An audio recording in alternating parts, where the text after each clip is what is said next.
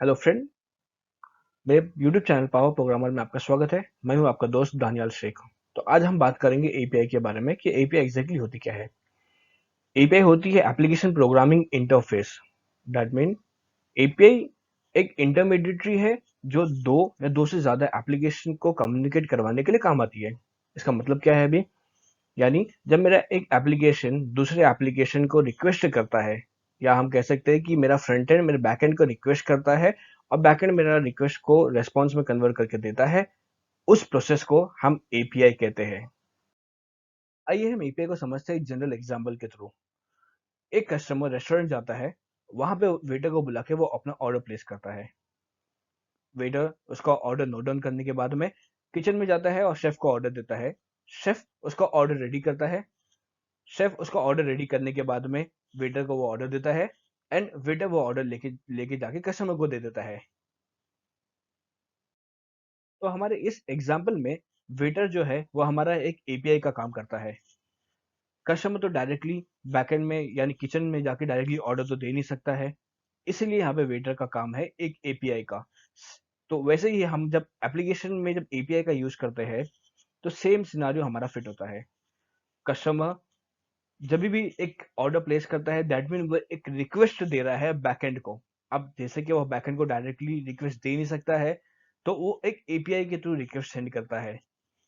अब बैकएंड में उसका ऑर्डर जब रेडी होता है, ऑर्डर रेडी होने के बाद में बैकएंड क्या करता है, उसका order in a form of response वो रिटर्न करता है कस्टमर को। तो यहाँ पे एक एपीआई का एग्जाम्पल हुआ। आइए, तो हम आपको एक रियल लाइफ एग्जांपल से एपीआई के बारे में समझाते हैं। ये हमारा एक ट्रैवल की वेबसाइट है, जहाँ पे कस्टमर कुछ इन्फॉर्मेशन फिलअप करता है एंड सर्च करता है। लेट्स सी कस्टमर ने क्या इन्फॉर्मेशन फिलअप किया है। यहाँ पे कस्टमर टिकट बुक करना चाहता है फ्रॉम मुंबई टू दिल्ली। यहाँ पे मुंबई सिलेक्ट कर लिया। देन यहाँ पे न्यू दिल्ली सिलेक्ट करता है कस्टमर। न्यू दिल्ली सिलेक्ट करने के बाद में वो डिपार्चर का डेट सिलेक्ट करता है, एंड वो नॉन स्टॉप फ्लाइट सिलेक्ट करके सर्च पे क्लिक करता है। अब क्या होता है, यहाँ से एक रिक्वेस्ट जनरेट होती है। ये तो मेरा एक फ्रंट एंड का पार्ट है जो यूजर डील कर रहा है। अब यहाँ से एक रिक्वेस्ट जनरेट होती है, और वो मेरी रिक्वेस्ट जाती है बैकएंड में। बैकएंड में यानी कि मेरे सर्वर पे। वो रिक्वेस्ट बैकएंड पे जाने के बाद में मेरा सर्वर उस रिक्वेस्ट को प्रोसेस करता है।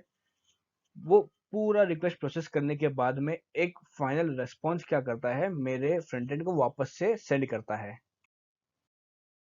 वैसे भी हमें रिस्पॉन्स रिटर्न होता है बैकएंड से हमें फ्रंट एंड के पास में, तो हमारे फ्रंट एंड से कुछ इस तरह से हमें रिजल्ट डिस्प्ले होता है।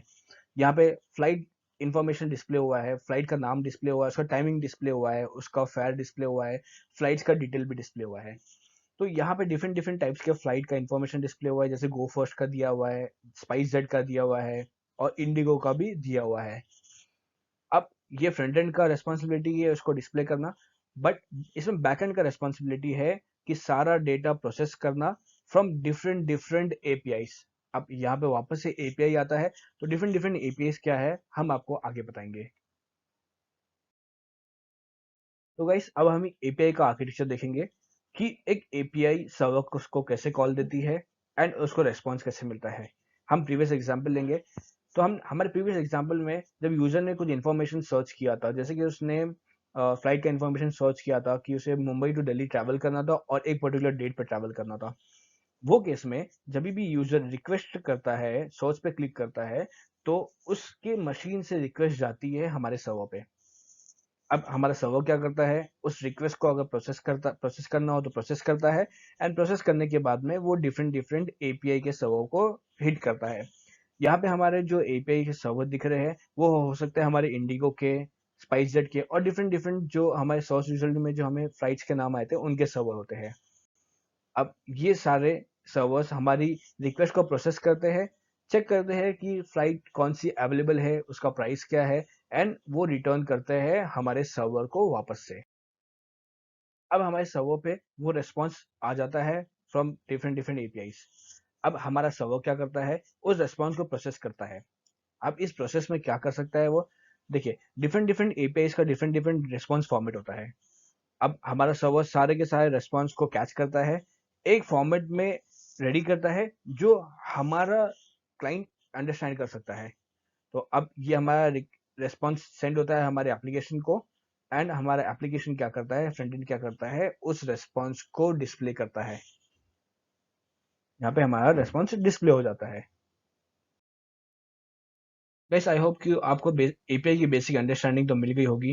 वैसे एपीआई के डिफरेंट डिफरेंट टाइप्स है, आने वाली वीडियो में हम उसे भी कवर करेंगे। आप कमेंट सेक्शन में बताइए आपको और कौन कौन से टॉपिक पे आप वीडियो सुनना चाहोगे। Please share, like and subscribe to my channel for more such videos. Bell icon भी प्रेस कर दीजिए ताकि आपको कोई भी नोटिफिकेशन मिस ना हो जाए। Thank you. मैं हूं आपका दोस्त Daniyal Shaikh from Power Programmer. Thank you.